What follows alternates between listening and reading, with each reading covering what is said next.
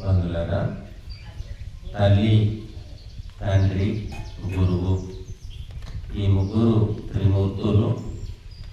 ఈ ముగ్గురితో ఈ కుటుంబము, సమాజము, మానవ జీవితము నడుస్తున్నది.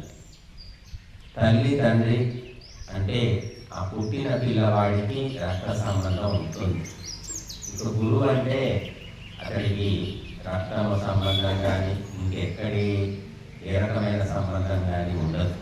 అతడు కేవలము విద్య, జ్ఞానం, దీనివల్లనే అతడు గురువుగా మారుతాడు. కాబట్టి ఈ రెండు కేవలము తల్లి, తండ్రి అనే రక్త సంబంధంతో మనిషి పరిపూర్ణుడు కాదు. అందుకని మూడవ వ్యక్తి ఎవరు అంటే గురువు. గురువు కూడా అవసరం అని చెప్పాడు. కనుక కేవలము తల్లి, తండ్రి ఇంతటికీ పరిమితమైపోయి చాలామంది, కోట్ల మంది అంటే తల్లి, తండ్రితో కలిసి ఉంటే చాలు, తల్లి తండ్రిని బాగా చూసుకుంటే చాలు, ఇక గురువు అవసరం లేదు, ఉపదేశం అవసరం లేదు, విద్య అవసరం లేదు, జ్ఞానం అవసరం లేదు అనుకునేవాళ్ళు ఊరేడుతున్నారు. ఎప్పుడు వాళ్ళకు గురువు గుర్తుకొస్తాడంటే ఆ తల్లి తండ్రికి ఇబ్బందులు కలిగిస్తున్నప్పుడు ఆ పిల్లవాడు, అప్పుడు అబ్బా వీడిని కంట్రోల్లో పెట్టలేము, మనతోటి కాదు, ఇంకొకరు కావాలి, థర్డ్ పర్సన్ ఎవరు, గురువు. అప్పుడు గురువు అనుకోండి, టీచర్ అనుకోండి, ఎవరైనా. ఆ రకంగా మనిషి భార్యాభర్త ఇద్దరు కూడా ఒక సంబంధం అనేది ఉంది. కాబట్టి వాళ్ళు వారిద్దరి పరిమితిలోనే ఆలోచిస్తారు, ఇంకా దాటి ఆలోచించారు. వాళ్లకు నష్టము కలుగుతుంది అనుకున్నప్పుడే మూడొక వ్యక్తి గురించి ఆలోచిస్తారు. అందుకే ఈనాడు హిందూ సమాజంలో గురువు అనేది విలువ లేకుండా అయిపోయింది. గురువుకి ఏ విలువ లేదు. ఎందుకంటే అమ్మ చేసి పెడుతుంది, అమ్మ ప్రేమ పంచిపెడుతుంది, అన్ని తప్పులను రక్షిస్తుంది, లోటుపాట్లను కాపాడుతుంది, తండ్రి ఆస్తులు జమ చేసి పెడతాడు, గురువు ఏమిస్తాడు? గురువుకి ఇవ్వాలి మనం, ఆయన మనకి ఇచ్చేది ఏమీ లేదు. మూటలు కట్టి ఇచ్చేది అయితే ఏలేదు కదా. ఏదో చెప్తాడు, చెప్పింది గాలికి పోయేది ఎక్కువ, చెవులకు దూరే తక్కువ. కాబట్టి ఈ రకంగా కుటుంబాలన్నీ కూడా గురువు అవసరం లేదు. గురువుతోటి సంస్కారం వస్తుంది. ఆ గురువు వల్లనే తల్లిదండ్రుల యొక్క విలువ కూడా మనిషి పరిపూర్ణంగా తెలుసుకుంటాడు. ఆ గురువు లేకపోతే ఆ తల్లిదండ్రులు, తల్లి ఏమో పని మనిషిలాగా, తండ్రి ఏమో ఇంటికి కాపలాదారులాగా, వాచ్మెన్ లాగా కనిపిస్తాడు మనుషులు. ఇప్పుడైతే ఇంకా పరిస్థితి అలాగే మారిపోయి. తండ్రి అంటే ఏటీఎం మిషన్, డబ్బులు సంపాదించే ఒక యంత్రం. ఇదంతా నేను ఎందుకు చెప్తున్నానంటే, ఈరోజు పొద్దున ఒక వార్త చూసాను పేపర్. మనిషి ఎంత దిగజారుతాడు, ఎంత దిగజారాలో అంత దిగజారే పోయారు. ఇంకా అత్యున్నత శిఖరాలను కూడా చేరుకుంటున్నారు చాలా.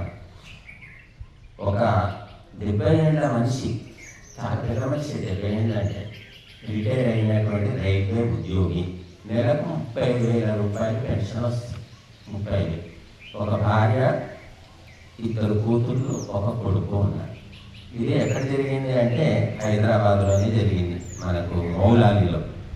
అయితే ఈ 30,000 రూపాయల పెన్షన్ తోటి ఇల్లు నడుస్తుంది. పెద్ద కూతురుకి పెళ్లి చేశాడు, ఆమె ఎక్కడో దూరంగా ఉంటుంది, ఆమెకి ఏం సంబంధం.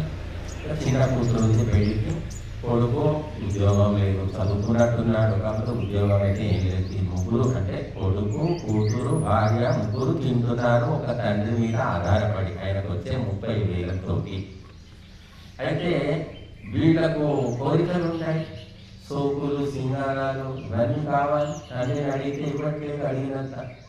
ఎప్పుడు అడిగినప్పుడు ఎంత పడితే అంత ఎందుకు ఇస్తాడు? 30,000 వచ్చేది అక్కడ. 30,000లో 4 బతకాలి.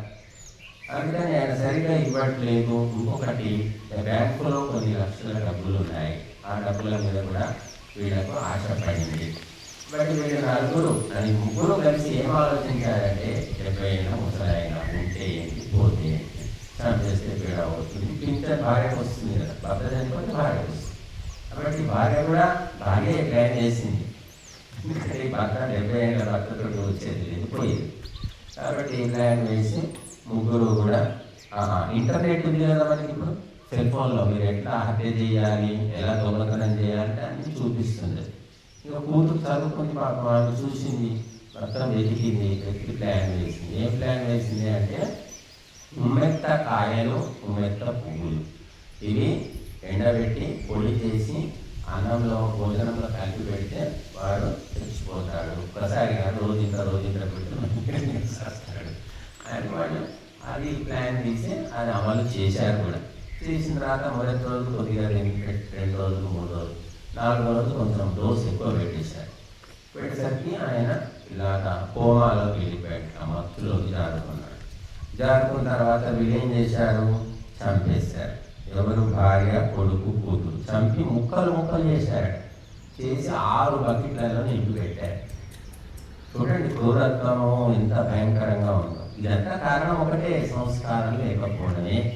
మన డబ్బు మీద ఉన్న ప్రాధాన్యం సంస్కారానికి ఇవ్వట్లేదు. చేసి పెట్టి బయట పారేయాలనుకున్నారు. ఎదురింట్లో పెళ్ళి అవుతుందట, పెళ్ళి ఏర్పాట్లు అవుతున్నాయని బయట బకెట్లు తీసుకోవడానికి కుదరక అలాగే ఇంట్లో పెట్టుకున్నారు. 2-3 రోజులు అయ్యేసరికి వాసన వస్తుంది.